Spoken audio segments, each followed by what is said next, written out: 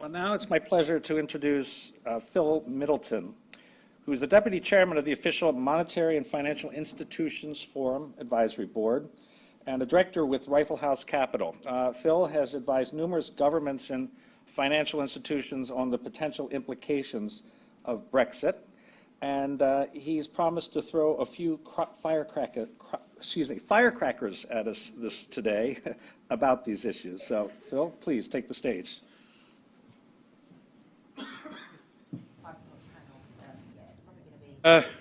Good afternoon, ladies and gentlemen. When you mentioned Trexit, by the way, I thought you were referring to the exit of Texas from the United States.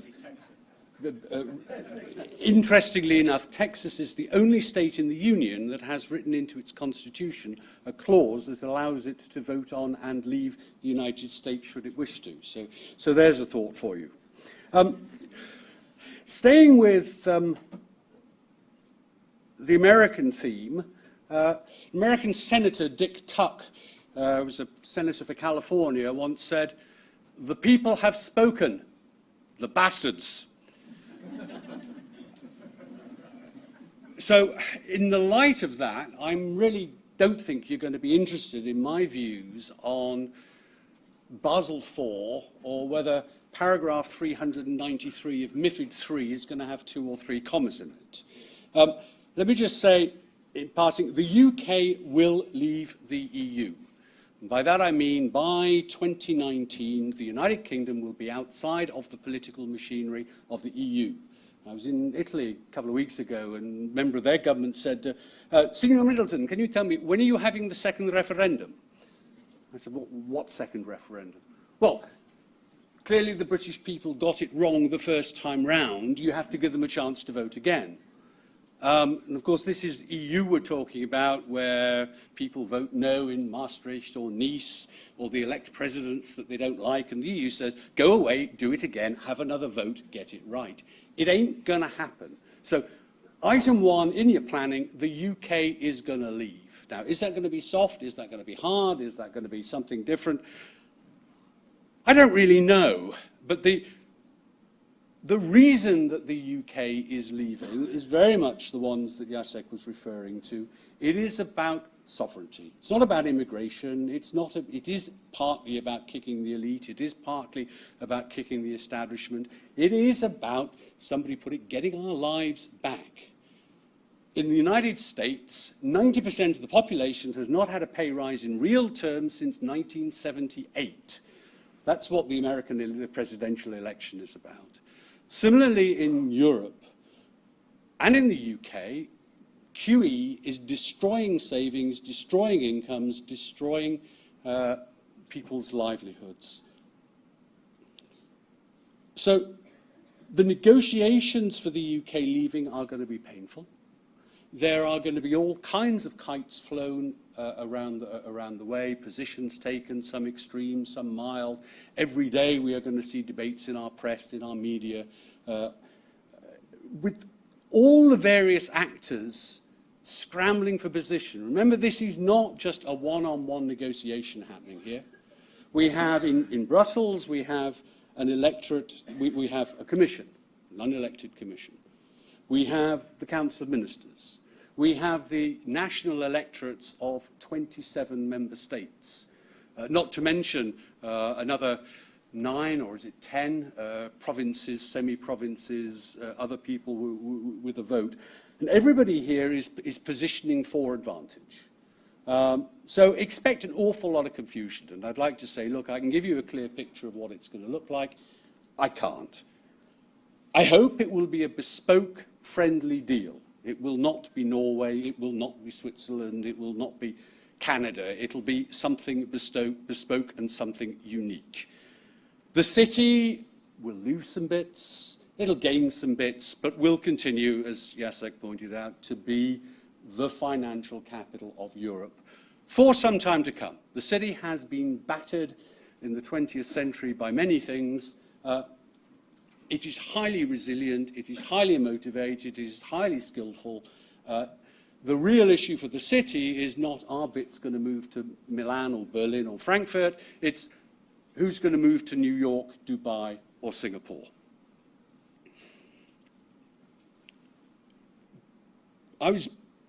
So UK is going to leave. Secondly, Brexit offers a fabulous opportunity for EU reform. Will they take it? I was speaking at a seminar in Brussels a week or so ago, and it's interesting, on the panel there were three views. There was a French member of the European Parliament who said, we must punish the United Kingdom. De Gaulle was right, the British are going to wreck Europe, we must punish them, and we must décourager les autres. And I observed it must be a funny club that has to bolt its doors to stop its members leaving, but there you are. And she also made the point that the European Parliament has to have the final say in everything. Not the Commission, not the 27 other member states, the European Parliament. Very interesting. The second panelist, an Italian, said, we must drive on to integration. Now is the time to accelerate. The laggards must be left behind.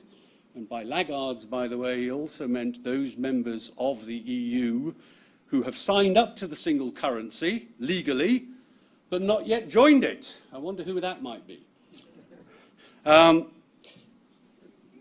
This person's view was that the only way to save Europe and save the euro is to drive on to a political federal state. My view was to say, let's look for a pragmatic solution. We need to find a win-win, and let me sketch you a model which is what I call the Saturn model, which is of a planet of closely integrated states spinning in the middle, and a range of planets, satellites, associate members of the EU with primarily economic ties spinning around it. It seems to me that that is more of a basis for negotiation than some one-size-fits-all model, because it's clear that not all want a one-size-fits-all model.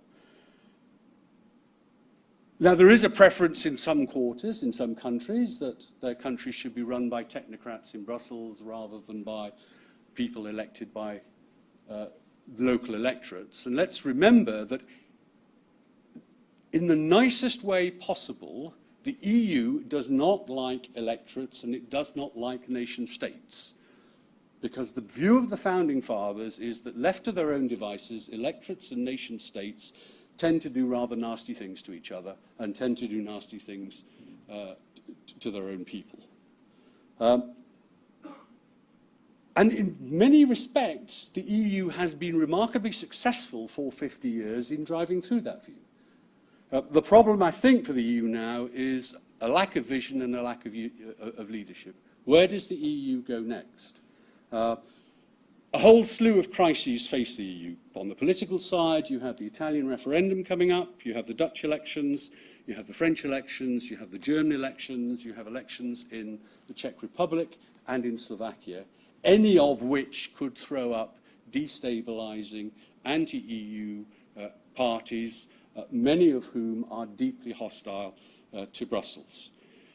You add to that the Austrian presidential election, which may well again see another crisis of democracy versus technocracy. You still have the unresolved problems of the euro, Greece, the non-performing loans crisis throughout the European banking system, the incomplete banking union, and the immigration. And add to that rather weak economic outlook and the potential prospects from the US elections, and it's all looking very, very volatile. And I would suggest to you that in some ways we are looking similar to where we were in the 1930s. Now, the context is different. We have far better welfare and social systems in place. We have far greater traditions of democracy. We have far better economic positions in place. But in terms of the growing turmoil between national sovereignty, populism on the one hand, international sovereignty and globalization on the other, we are approaching that kind of crisis. Now, for as far as the CE is concerned, you might say, well, it's all very interesting, Phil, all history. CE is a very attractive place to do business. I spent an awful lot of time there. It has highly educated workforce. It has, by Western European standards, a low-cost workforce. It's got some very nice geographies. It is closely integrated into the German economy, has full access to the single market, and actually, compared to a lot of the EU economies, the economies in the CEE are in pretty good shape.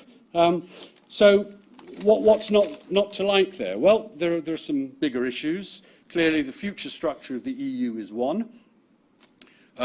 Domestic electorates and politicians and their agendas in some countries are others.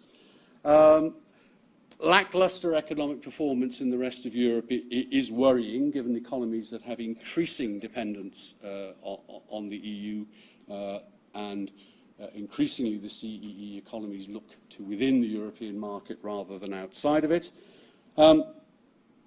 And a volatile, turbulent background, particularly when you look eastwards.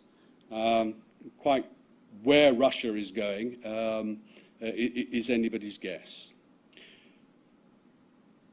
So in summary, Brexit is inconvenient, it's disruptive, but it's emblematic, and we will get through it. And we'll all get through it, I think, in a good place. The EU needs a vision and leadership, or it's going to crumble under a combination of its own inertia and its own internal contradictions. We are, unless the establishment wakes up, heading for a rerun of the 1930s. And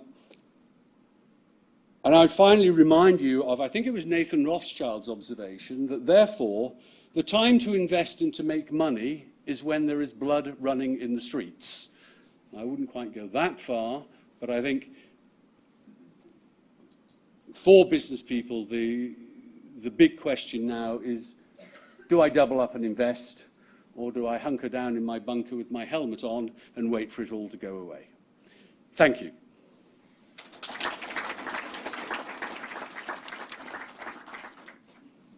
I'm happy to take any questions, if there are any. If not, I'll exit stage left. Sir. Given the result just heard in America, if there was a referendum in any other EU state today on the same basis as what held in the UK, how many countries would elect to stay in the EU? Germany the only one? Well, the polling data that I've seen, and I think there's a massive issue here for the market research here. Thomas, I know you're an expert in market research, and the whole question, can we trust polling data anymore, is a massive one, because if I had $10 for every American who said, Hillary Clinton's a shoo-in, I'd be very wealthy. The polls I've seen, the French, if Marine Le Pen is elected president and if she holds a Brexit referendum within 6 months, the polling data suggests the French would vote to leave the EU. The Italian polling data suggests that the Italians would vote to leave the euro, but not the EU. And elsewhere, I think, similarly, I don't think there'd be much appetite for leaving the EU. And I don't think any European electorate would be politicians would be as brave as Cameron and give their electorates even the chance of expressing that view. Thank you, Phil.